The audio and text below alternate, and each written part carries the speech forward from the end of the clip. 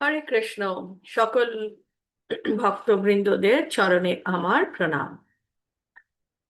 আজকে আমরা শ্রীমদ্ ভাগবত গীতার প্রথম অধ্যায়ের চতুর্থ, পঞ্চম এবং ষষ্ঠ শ্লোক অধ্যয়ন করব।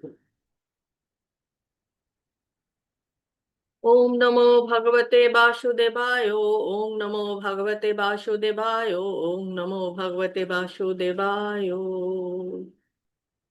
শ্রীমদ্ ভাগবত গীতার চতুর্থ থেকে ষষ্ঠম শ্লোক। চতুর্থ শ্লোকে বলা হয়েছে, অত্রাসুরা মহেশ্বাসা ভীমার্জুন সমায়ুধি युयुधानो विराटश्च দ্রুপদশ্চ মহারথः। পঞ্চম শ্লোক। দৃষ্টকেতুশ্চেকিতানः কাশীরাজশ্চ বীর্যবান पुरुजित कुंती भोजश्च शैब्यश्च नरपुंगवः। षष्ठ श्लोक। युधामन्युश्च विक्रान्ता उत्तमौजश्च वीर्यवान् सौभद्रो द्रौपदेयश्च सर्व एव महारथः। हरे कृष्ण। তো এখানে চতুর্থ থেকে ষষ্ঠ শ্লোকে এখানে দেখে নেব শ্রীলা প্রভুপাদ কি জয়। অনুবাদে বলা হয়েছে, সেই সমস্ত সেনাদের মধ্যে অনেকে ভীম ও অর্জুনের মতো বীর ধনুর্ধারী রয়েছেন এবং যুযুধান, বিরাট ও দ্রুপদের মতো মহাযোদ্ধারাও রয়েছেন।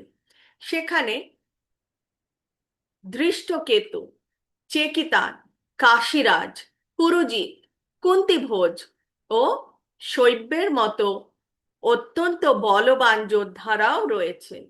সেখানে রয়েছেন অত্যন্ত বলবান যোধামল্য, প্রবল পরাক্রমশালী উত্তমৌজ, সুভদ্রার পুত্র এবং দ্রৌপদীর পুত্রগণ।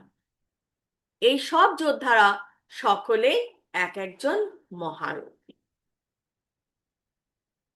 তাৎপর্যে শ্রীল প্রভুপাদ বলেছেন, যদিও দ্রোণাচার্যের অসীম শৌর্য, বীর্য ও সামরিক কলা কৌশলের কাছে দৃষ্টদ্যুম্ন ছিলেন এক অতি নগণ্য প্রতিবন্ধক, কারণ দৃষ্টদ্যুম্ন তার শিষ্য ছিলেন, দ্রোণাচার্যর শিষ্য ছিলেন, এবং তার ভয়ে ভীত হবার কোনো কারণই ছিল না দ্রোণাচার্যের পক্ষে।